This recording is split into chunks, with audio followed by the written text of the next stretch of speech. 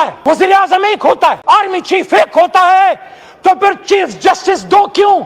आपको ऐसी supreme court क्यों चाहिए जो आपके सामने लेट जाए? आपको ऐसा काजी खुजात क्यों चाहिए जो आपके सामने हाथ जोड़ के खड़ा हो?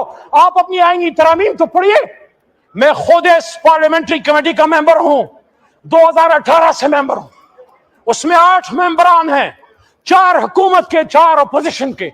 जब आपने, जनाब डिप्टी स्पीकर साहब, जब आप ये कानून साजी की कोशिश कर रहे हैं कि पार्लियामेंट्री कमेटी ऑन जजेस में आप हुकूमत और अपोजिशन की तादाद में फर्क डाल के हुकूमत की तादाद बढ़ा रहे हैं, तो आप बेसिकली क्या कर रहे हैं? जो हुकूमती मेंबरान होंगे वो अपनी हुकूमत की लान टो करेंगे। आप बेसिकली चीफ जस्टिस को मुल्क के वजीर आजम चाहे वो कोई भी हो उसके आगे सबसर्विएंट कर रहे हैं। अगर वजीर आजम पाकिस्तान चीफ जस्टिस को नॉमिनेट करेगा तो इस्लाम का कॉन्सेप्ट है काजी अल सुल्तान। काजी सुल्तान के ऊपर ताकतवर होता है, वो किसी से पूछ सकता है। जब आप उसके तरीका इंतखाब को चेंज कर रहे हैं, आप बेसिकली कॉन्स्टिट्यूशन के ग्रुंडों को छेड़ रहे हैं, बुनियादों को छेड़ रहे हैं। हमारा आईन पाकिस्तान सेपरेशन ऑफ पावर्स के कॉन्सेप्ट पे मुश्तमिल है, आजाद अदलिया, आजाद मुकन्निना और आजाद इंतजामिया। लेकिन जब आपने 19 बैलेंस छेड़ दिया, तो आज तो आपको अपनी मर्जी का कोई चीफ जस्टिस मिल जाएगा, लेकिन कल फिर कोई और मौलवी मुश्ताक गुदर सैदा होके किसी और फोटो को टांगेगा।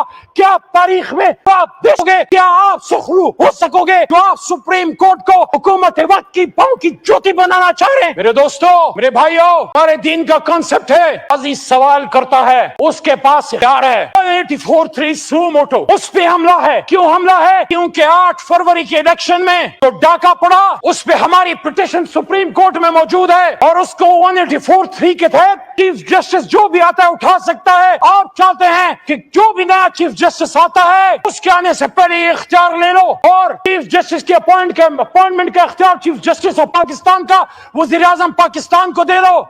और साथ में आईनी कोर्ट, कौन सी आईनी कोर्ट, किस लिए आईनी कोर्ट, किस तरह की आईनी कोर्ट? आप मुझे बताइए, 2008 से 2013 तक आसिफ अली जरदारी साहब सदर पाकिस्तान नहीं थे? राजा साहब जब गुफ्तगू फरमा रहे थे, साबिक वजीर आजम, आप वजीर आजम नहीं थे? उसके बाद मियां साहब 13 से 18 तक वजीर आजम नहीं थे? इसमें शाहिद खाकान साहब आ गए और उसके बाद 16 महीने फिर आप इकट्ठे थे। शहबाज शरीफ साहब वजीर आजम, बिलावल साहब उनके साथ वजीर खारजा। तो आपको आईनी तरामीम का दौरा नहीं पड़ा? तब तो आपको वजीर भुट्टो साहबा से अपनी कमिटमेंट याद नहीं आई?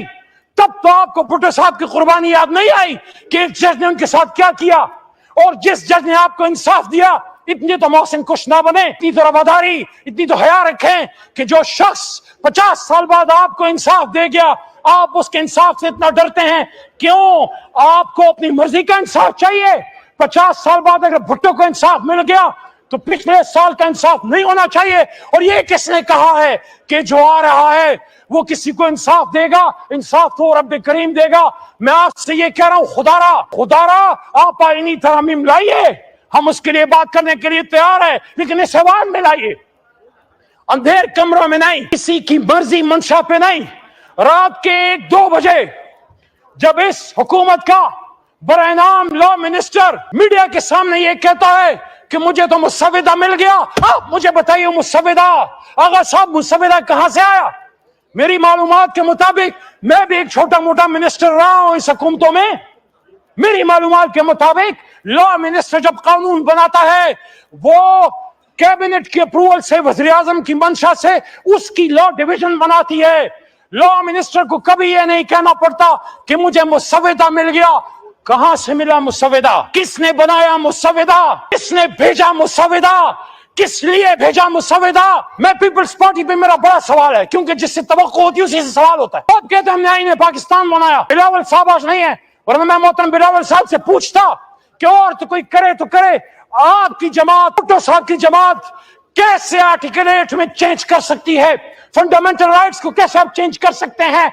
मिलिट्री कोर्ट्स के हक में कैसे आप बात कर सकते हैं? बुनियादी इंसानी हकूक में आप चेंज कैसे कर सकते हैं? मेरे भाइयों और दोस्तों, कुरान में अल्लाह फरमाते वामरहुम शूरा बैनहुम, और मोमिनीन को जब कोई मसला होता है तो आपस में शूरा करते हैं। ये शूरा को शूरायत का इख्तियार दो। जो इख्तियार नहीं दे रहा, छीनो अपना इख्तियार, यहाँ चीजें लाओ, यहाँ फैसला करो। यहाँ फैसला करोगे ہم وہ مسودہ عمران خان کے سامنے لے کے رکھ دیں گے کہ خان صاحب یہ کہیں سے آیا نہیں ہے، ڈکٹیٹ نہیں ہوا، یہ بنیادی انسانی حقوق کے خلاف نہیں ہے، یہ آپ کو ملٹری کورٹ کے حوالے کرنے کے لیے نہیں ہے، یہ پاکستان میں انصاف کے لیے ہے، آئین کو بہتر کرنے کے لیے ہم ان کو قائل کریں گے۔ وہ بھی انصاف کے نام پہ جماعت بنائے بیٹھا ہے۔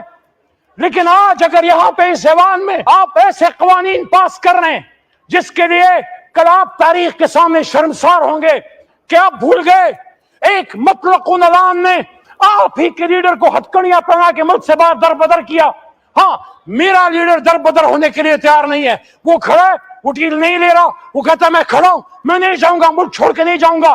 لیکن کچھ لوگوں کو چھوڑ کے جانا پڑتا ہے، کچھ گئے ہیں، میں برا نہیں کہتا، ماضی میں بہت سی لیڈرشپ جلا وطن بھی ہوئی ہے، لیکن جو آپ کے ساتھ ہوا ہے آپ وہی گڑا پھر کھود رہے ہو۔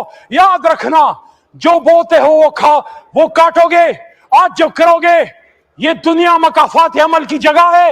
آج آپ عمران خان صاحب کو ٹانگنے کے لیے، ان کو ملٹری کورٹ کے حوالے کرنے کے لیے کسی کی خواہشات پوری کر رہے ہیں۔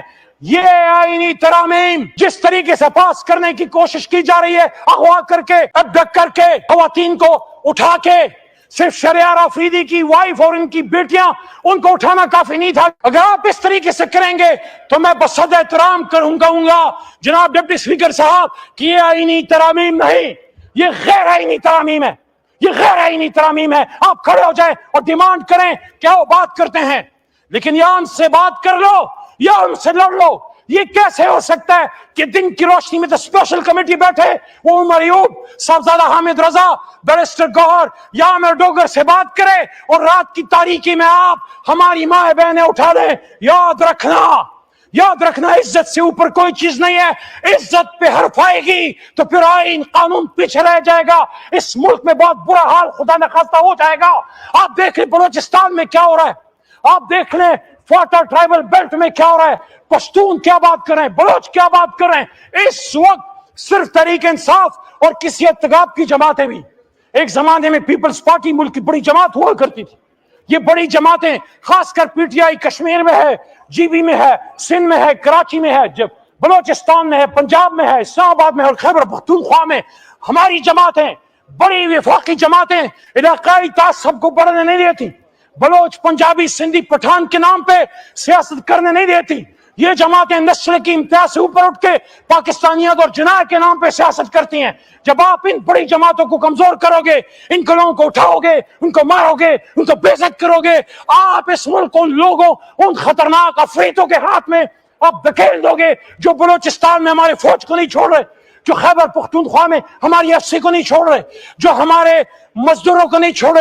دکی میں جو ہوا بلوچستان میں 20 مزدوروں کا کیا قصور تھا، پنجابی مزدور کا کیا قصور ہے، پشتون کا کیا قصور ہے جو مزدوری کے لیے باہر گیا ہے اور اس کی گھر کی عزت تاراج ہو رہی ہے ٹرائبل بیلٹ میں، یا بلوچ کا کیا قصور ہے؟